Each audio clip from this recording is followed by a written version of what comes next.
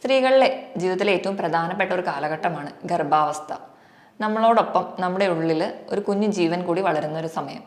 അപ്പം നമുക്ക് ധാരാളമായിട്ട് നമ്മുടെ മാനസികമായിട്ടും ശാരീരികമായിട്ടും മാറ്റങ്ങൾ വരുന്ന ഒരു കാലഘട്ടമാണ്.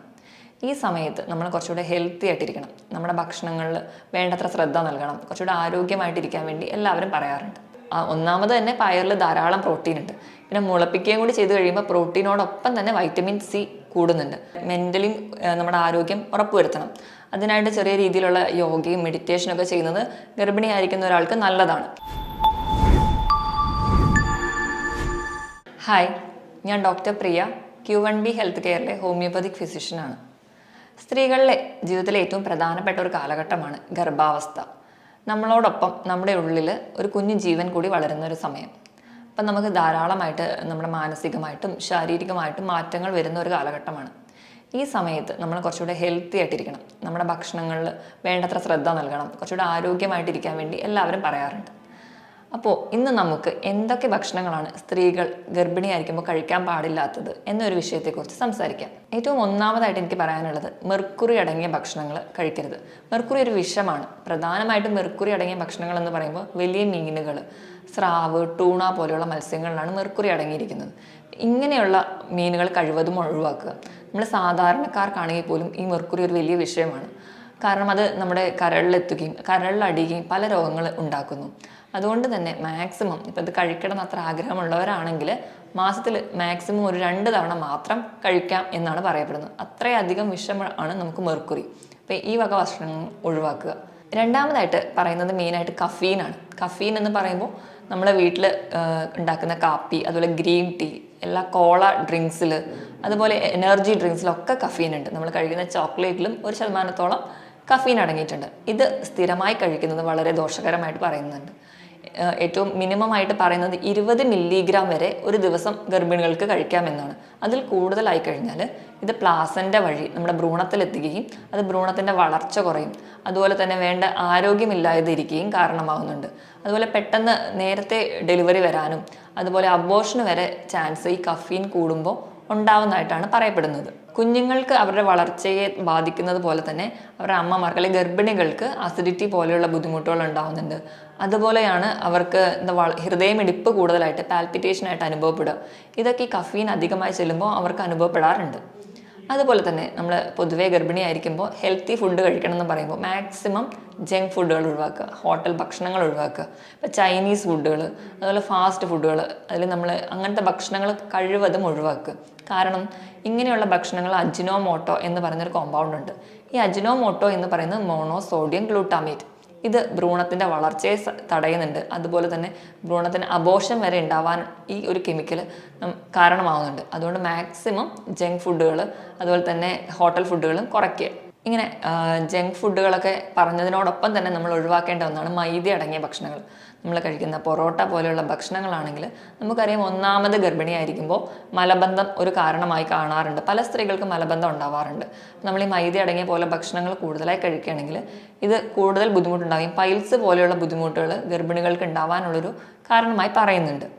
ഇനി നമ്മൾ സാലഡുകളൊക്കെ ഗർഭിണികൾ കൂടുതലായി കഴിക്കണം എന്ന് പറയാറുണ്ട്.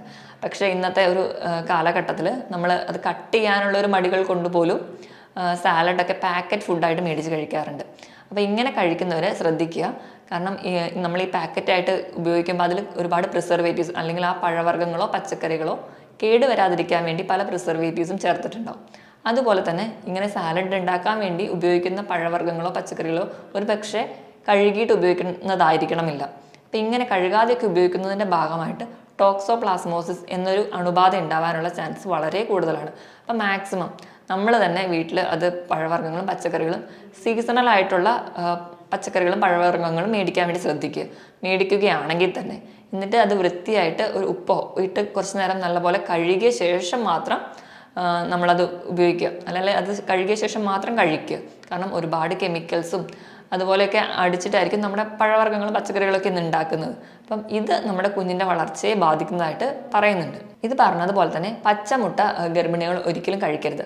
കാരണം പച്ചമുട്ടയിൽ നമുക്കറിയാം ആ മുട്ട കംപ്ലീറ്റ് ആയിട്ട് വേവാത്തത് കൊണ്ട് സാൽമോണെല്ല ബാക്ടീരിയ എന്ന് പറയുന്ന ഒരു ഇൻഫെക്റ്റീവ് ഓർഗാനിസം ഉണ്ടാകാം. ഇത് സ്ത്രീകൾക്ക് പനി പോലെയുള്ള ഇൻഫെക്ഷൻസ് ഉണ്ടാകുന്നതായി കാണാം. ഫുഡ് പോയ്സൺ ഉണ്ടാകുന്നത് വഴിയാണ് അവർക്ക് പനി ഉണ്ടാകുന്നത്. അതുപോലെ സ്ത്രീകൾക്ക് വയറുവേദന, ഓക്കാനം, ഛർദി പോലെയുള്ള ബുദ്ധിമുട്ടുകൾ ഉണ്ടാവാറുണ്ട്. അത് കാരണം എന്താണെന്ന് വെച്ചിട്ടുണ്ടെങ്കിൽ ഈ ബാക്ടീരിയ നമ്മൾ കംപ്ലീറ്റ് ആയിട്ട് വേവാത്തപ്പോൾ നമ്മുടെ വയറിൽ നമ്മൾ ആ ഒരു ഗർഭിണിയായിരിക്കുന്ന ഒരു അവസ്ഥ എന്ന് പറഞ്ഞാൽ കുറച്ചുകൂടെ സെൻസിറ്റീവ് ആയിരിക്കും. അതുകൊണ്ടാണ് പൊതുവേ ഇങ്ങനെ സാൽമോണല്ല ബാക്ടീരിയയുടെ ഇൻഫെക്ഷൻ നമുക്ക് പെട്ടെന്ന് ഉണ്ടാവുന്നത്. അപ്പോൾ പ്രധാനമായും ഈ പച്ച മുട്ട അടങ്ങിയതാണ് മയണൈസ്, ഐസ്ക്രീം, കേക്ക്. ഇത് മാക്സിമം കുറച്ച് ഉപയോഗിക്കാൻ വേണ്ടി ശ്രദ്ധിക്കുക. അതുപോലെ തന്നെ നമ്മൾ വീട്ടിൽ ഉണ്ടാക്കുന്ന ഓംലെറ്റുകൾ പകരം ബുൾസൈ ഒക്കെ ഉണ്ടാക്കി എല്ലാവരും കഴിക്കാറുണ്ട്. അപ്പോൾ അങ്ങനെ ഒരു സ്റ്റേജിൽ നമ്മൾ കഴിക്കുകയാണെങ്കിലും അതും കംപ്ലീറ്റ്ലി കുക്ക്ഡ് അല്ല. അപ്പോൾ മാക്സിമം മുട്ട പുഴുങ്ങി കഴിക്കാൻ വേണ്ടി ശ്രദ്ധിക്കുക. അതായിരിക്കും നമുക്ക് കുറച്ചും കൂടി ഹെൽത്തി ആയിട്ട് ഉണ്ടാവുക. ഇതുപോലെ തന്നെയാണ് നമ്മൾ മുളപ്പിച്ച പയർ കഴിക്കുന്നത്. നമുക്കറിയാം ഏറ്റവും ഹെൽത്തി ആയിട്ട് അല്ലെങ്കിൽ എല്ലാവരും ഡയറ്റിൽ ഇൻക്ലൂഡ് ചെയ്യാൻ പറയുന്ന അല്ലെങ്കിൽ ഉൾപ്പെടുത്താൻ പറയുന്ന ഒരു വസ്തുവാണ് മുളപ്പിച്ച പയർ. ഒന്നാമത് തന്നെ പയറിൽ ധാരാളം പ്രോട്ടീൻ ഉണ്ട്. പിന്നെ മുളപ്പിക്കുകയും കൂടി ചെയ്ത് കഴിയുമ്പോൾ പ്രോട്ടീനോടൊപ്പം തന്നെ വൈറ്റമിൻ സി കൂടുന്നുണ്ട്. അപ്പം പൊതുവേ മുളപ്പിച്ച പയർ നല്ലതാണെന്നാണ് പറയാം. പക്ഷെ ഗർഭിണികൾ മുളപ്പിച്ച പയർ കഴിക്കാത്തതാണ് നല്ലത്. കാരണം ഇങ്ങനെ മുളപ്പിച്ച പയറിൻ്റെ ഈ പറയുന്ന പോലെ സാൽമോണല്ല ബാക്ടീരിയ വളരാൻ വലിയൊരു ഘടകങ്ങൾ അവിടെ ഉണ്ട്. കാരണം ആ ഈർപ്പത്തിലൊക്കെ ഈ ബാക്ടീരിയകൾ ഇരിക്കും. പൊതുവേ ഇങ്ങനെ മുളപ്പിച്ച പയറൊക്കെ എല്ലാവരും സാലഡായിട്ട് വേവിക്കാതെയാണ് കഴിക്കുക. ഇങ്ങനെ സാൽമോണല്ല ബാക്ടീരിയ നമ്മുടെ വയറിലെത്തുകയും അത് പ്ലാസൻ്റ വഴി ഭ്രൂണത്തിലെത്തുകയും അത് ഭ്രൂണത്തിൻ്റെ വളർച്ചയെ വരെ ബാധിക്കുന്നുണ്ട്. അപ്പം മുളപ്പിച്ച പയർ കഴിക്കാത്തതാണ് ഗർഭിണികൾക്ക് നല്ലത്. അതുപോലെ ഗർഭിണിയായിരിക്കുന്ന സ്ത്രീകൾ മദ്യം തീരെ ഉപയോഗിക്കരുത്. കുറച്ച് വെസ്റ്റേൺ കൾച്ചറിൻ്റെ ഒക്കെ ഒരു കടന്നു വരവോടുകൂടി നമ്മുടെ നാട്ടിലും സ്ത്രീകളിൽ ചെറിയ തോതിലെങ്കിലും മദ്യം ഉപയോഗിക്കാറുണ്ട്. പക്ഷേ ഗർഭിണിയായിരിക്കുമ്പോൾ പൂർണ്ണമായിട്ട് മദ്യം ഒഴിവാക്കുക. കാരണം കുഞ്ഞുങ്ങൾക്ക് ആൽക്കഹോൾ ഫീറ്റൽ സിൻഡ്രോം എന്ന് പറയുന്ന ഒരു കണ്ടീഷൻ ഉണ്ടാവാൻ ചാൻസ് ഉണ്ട്. അതുപോലെ അബോർഷൻ ഉണ്ടാവാനുള്ള ചാൻസ് ഉണ്ട്. അതുപോലെ ഇങ്ങനെ മദ്യപിക്കുന്ന അമ്മമാരാണെങ്കിൽ കുഞ്ഞുങ്ങൾക്ക് പല ലേണിംഗ് ഡിസോർഡർ, അതുപോലെ തന്നെ ഹൃദയത്തിൻ്റെ വാൽവിന് ചില തകരാറുകൾ, ഹൃദയമിടിപ്പിലൊക്കെ ചില വേരിയേഷൻസ് ഒക്കെ കാണാറുണ്ട്. അപ്പം നമ്മൾ കഴിവതും ഈ ഒരു സമയത്തെങ്കിലും മദ്യം പൂർണ്ണമായും ഒഴിവാക്കുക. ഇനി ഞാൻ പറയുന്നത് ചില പഴവർഗ്ഗങ്ങളെ കുറിച്ചാണ്. അതിലൊന്നാമത്തേതാണ് നമ്മൾ പൈനാപ്പിൾ. പൈനാപ്പിൾ എന്ന് പറയുന്നത് ധാരാളം നാരുകളും വൈറ്റമിൻസൊക്കെ അടങ്ങിയ ഒരു പഴവർഗ്ഗമാണ്. പക്ഷേ ഗർഭിണികൾ ഇത് അമിതമായി കഴിച്ചു കഴിഞ്ഞിട്ടുണ്ടെങ്കിൽ പൈനാപ്പിളിൽ ബ്രൊമാലിൻ എന്ന് പറയുന്ന ഒരു കമ്പോണൻ്റ് ഉണ്ട്. ഈ ഒരു കമ്പോണൻ്റ് നമ്മുടെ യൂട്രസ് പെട്ടെന്ന് കൺട്രാക്ട് ചെയ്യാനും റിലാക്സ് ചെയ്യാനും കാരണമാക്കും. അതുകൊണ്ട് തന്നെ നമുക്ക് ചിലപ്പോൾ അബോർഷൻ വരെ ഉണ്ടാവാം. അപ്പോൾ ഇത് അധികമായി കഴിക്കുന്നത് ഗർഭിണികൾക്ക് അത്ര നല്ലതല്ല. അതുപോലെ തന്നെ പപ്പായയും ഒരു മിതമായ അളവിൽ കഴിക്കുന്നതിൽ വലിയ തെറ്റില്ല. പക്ഷേ നമ്മൾ പച്ച പപ്പായയാണ് കഴിക്കുന്നതെങ്കിൽ പപ്പായയിലുള്ള പപ്പൈൻ എന്ന് പറയുന്ന ഒരു ഘടകം ഈ പറഞ്ഞ പോലെ യൂട്രസിനെ പെട്ടെന്ന് കൺട്രാക്ട് ചെയ്യാനും റിലാക്സ് ചെയ്യാനും കാരണമാവുന്നുണ്ട്. അതുവഴി നമുക്ക് ചിലപ്പോൾ അബോർഷൻ വരെ ഉണ്ടാവാം. പഴുത്ത പപ്പായ ചെറിയ തോതിൽ കഴിക്കുന്നത് വലിയ ദോഷം ചെയ്യാറില്ല. ഇതുപോലെ തന്നെ സ്ത്രീകൾ നമ്മളെ ഓർഗൺ മീറ്റുകൾ, അതായത് കൂടുതലായിട്ടും കരളുകളൊക്കെ കഴിക്കാറുണ്ട്. അപ്പം അങ്ങനെ വരട്ടിയൊക്കെ പൊതുവെ കഴിക്കുന്നത് അത്ര നല്ലതല്ല. കാരണം ഇതിൽ വൈറ്റമിൻ എയുടെ അളവ് കൂടുതലുള്ളതും നമ്മുടെ കുഞ്ഞിൻ്റെ വളർച്ചയെ ബാധിക്കുന്നതായിട്ട് പറയുന്നു. അതുപോലെ തന്നെ തേനിൻ്റെ ഉപയോഗം നമ്മൾക്കറിയാം. നമ്മളിന്ന് നാടുകളിലൊക്കെ നമ്മളെ വീടുകളിലൊക്കെ പലരുടെ വീട്ടിലൊക്കെ തേനൊക്കെ എടുക്കാറുണ്ട്. നമ്മളത് ഗർഭിണികൾ കഴിക്കുന്നതും നമുക്കറിയാം കുറച്ചുകൂടെ ഹൈജീനിക് ആയിരിക്കില്ല ചിലപ്പോൾ തേൻ എടുക്കുന്ന മാർഗം. അല്ലെങ്കിൽ ആ ചില തരത്തിലുള്ള ചെറിയ ഇൻഫെക്ഷൻസ് ഒക്കെ നമ്മൾ തേനിൻ്റെ ഉള്ളിൽ കാണാറുണ്ട്. അപ്പം നമ്മൾ ഗർഭിണികൾ തേൻ കഴിക്കുകയാണെങ്കിൽ അതും ചെറിയ രീതിയിൽ പല ഇൻഫെക്ഷൻസ് ഉണ്ടാവാനും കാരണമുണ്ട്. അതുകൊണ്ട് ഗർഭിണികൾ തേൻ എടുക്കുന്ന അത്ര നല്ലതല്ല. ഞാൻ ഈ പറഞ്ഞ പോലെയുള്ള ഫുഡുകളൊക്കെ മാക്സിമം അവോയ്ഡ് ചെയ്യുക. അതോടൊപ്പം തന്നെ നമ്മൾ കുറച്ചും കൂടി നമ്മുടെ മെൻ്റലി നമ്മുടെ ആരോഗ്യം ഉറപ്പുവരുത്തണം. അതിനായിട്ട് ചെറിയ രീതിയിലുള്ള യോഗയും മെഡിറ്റേഷനൊക്കെ ചെയ്യുന്നത് ഗർഭിണിയായിരിക്കുന്ന ഒരാൾക്ക് നല്ലതാണ്.